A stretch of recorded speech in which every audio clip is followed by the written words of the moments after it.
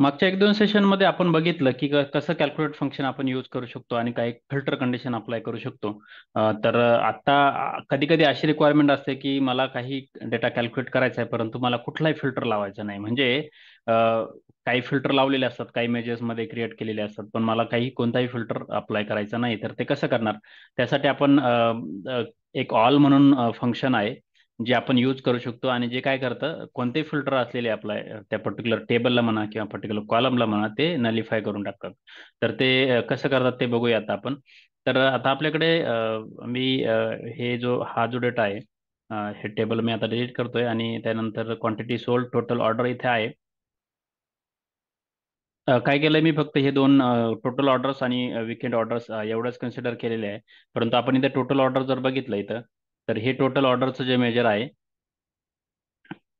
तर काय येते distinct count sales data order number. तर आता मला असं करायचं आहे की मला पूर्ण डेटाचा टोटल ऑर्डर्स कॅल्क्युलेट करायचे आहे, all orders without any filter. तर कसं करणार? तर त्यासाठी एक न्यू मेजर आपण इथे क्रिएट करू शकतो आणि त्याला म्हणू शकतो की आपण ऑल ऑर्डर्स. त्याला नाव देऊया आपण ऑल ऑर्डर. आणि आता इथे काय करायचं आपल्याला? तर आपल्याला हे कॅल्क्युलेट फंक्शन यूज करायचं आहे आणि इथं आपल्या ज्या होत्या टोटल ऑर्डर्स म्हणून जो मेजर्स आहे आपण क्रिएट केलेला तो घ्यायचा आहे, परंतु आपल्याला त्याच्यावर कोणताही फिल्टर लावायचा नाही. म्हणजे आता इथं मी काय म्हणणार की ऑल हे एक फंक्शन आहे. म्हणजे आता याच्यात आणि कोणता डेटा टेबल मला सेल्स डेटा या टेबलवरती कोणताही फिल्टर अप्लाय केलेला नाही पाहिजे. मला पूर्ण टोटल ऑर्डर ह्या पर्टिक्युलर टेबल मधल्या जेवढ्या आहेत तेवढे मला पाहिजे.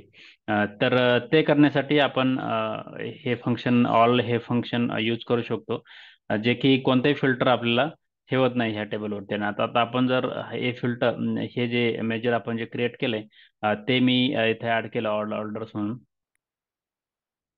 तर आता तुम्ही बघू शकता की ह्या ज्या टोटल ऑर्डर्स होत्या इथे त्या सर्व इथे दिसू शकतात. परंतु आता हे सर्व आता इथे फिल्टर नाही. म्हणजे ऍक्च्युली जेव्हा आपण रो कॉन्टेक्स्ट म्हणतो की हे ऍक्सेसरीजच्या किती ऑर्डर आहे, त्या इथे डिस्प्ले व्हायला पाहिजे. परंतु तसं न होता हे पूर्णच्या पूर्ण टोटल ऑर्डर्स इथे डिस्प्ले होतात.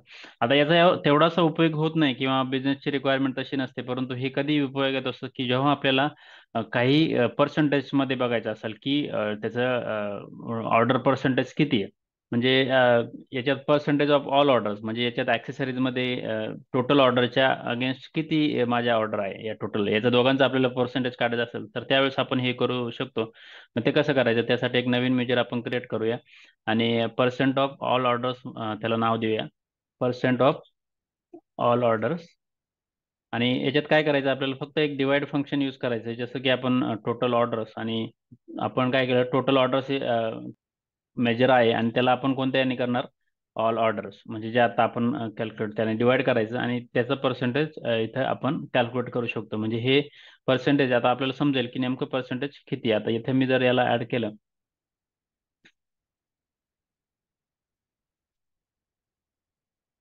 आणि याला मी पर्सेंटेज करतो फॉर्मॅट त्याचा, म्हणजे जेणेकरून ते व्यवस्थित दिसेल. तर हा जो डेटा आलेला आहे आता आपल्याला की आता इथे जे आहे म्हणजे आपल्याला हे समजण्यासाठी आता हे बघा आता हे पर्सेंटेज ऑफ ऑल ऑर्डर झालेले म्हणजे 67% आहे या ॲक्सेसरीजचे, 55% बाईकचे, क्लोथिंगचे अराउंड 28% आहे. तर अशा पद्धतीने टोटल 100% जे आहे ते दिसतात आणि त्यानुसार आपल्याला बघता येतं की पर्सेंटेज किती कॅल्क्युलेट करू शकतो. तर अशा वेळेस आपण हे ऑल फंक्शन यूज करू शकतो जेव्हा कधी आपल्याला पर्सेंटेज आपल्याला कॅल्क्युलेट करायचं असतं तेव्हा.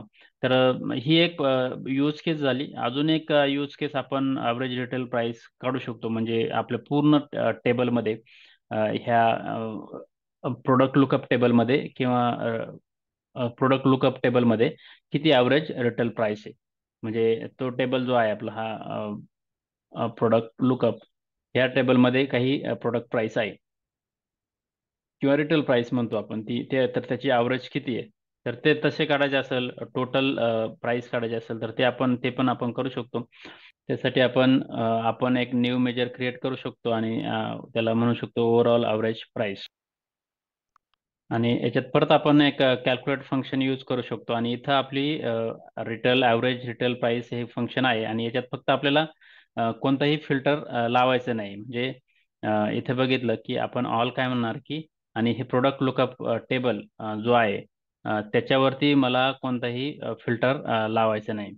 म्हणजे हा टेबल आहे प्रोडक्ट लुकअपचा. तर हे केल्यानंतर काय होईल की ह्या ऑलने जो फिल्टर आहे त्याच्यावर कोणताही फिल्टर अप्लाय केला जाणार नाही. म्हणजे हे जे कॅटेगरी नेम आहे किंवा बाईक नेम वगैरे आहे त्याचा कोणताही फिल्टर लागणं जाणार नाही. तर ही average overall average price calculate झालेली आहे. आता आपण जर ॲव्हरेज रिटेल प्राइस इथे आपण ऍड केलं तर तुम्ही बघू शकता की आता हे कशासाठी, म्हणजे कम्पॅरिझनसाठी डेटा आपल्याला जर चेक करायचा असेल की ॲक्सेसरीजमध्ये ॲव्हरेज रिटेल प्राइस किती आहे तर एवढी आहे, आणि याच्यात दुप्पट आहे ती ओव्हरऑल ॲव्हरेज. इथं पण जवळपास ही जी ॲव्हरेज प्राइस आहे त्याच्यापेक्षा ही ॲव्हरेज रिटेल प्राइस त्याच्या दुप्पट आहे इथे. इथे थोडीफार त्याच्या अराउंड आहे. इथे पण बरेच कमी आहे, हाफ आहे. तर अशा पद्धतीने आपण हे कन्सिडर करू शकतो, आणि थोडंफार अनालाइज करण्यासाठी हे सोपं असतं. तर त्यावेळेस आपण हे ऑल फंक्शन यूज करू शकतो. जशी बिझनेस रिक्वायरमेंट असेल तसं आपण हे यूज करू शकतो. फक्त माहीत असू द्या की ऑल फंक्शन फक्त फिल्टर जे आहे ते काढून टाकण्याचं काम करतं कॅल्क्युलेट फंक्शनमध्ये. त्यावेळेस आपण ह्या गोष्टी जशा रिक्वायरमेंट असेल तसं आपण यूज करू शकतो. काही प्रश्न असतील तर तुम्ही कमेंटमध्ये विचारू शकता.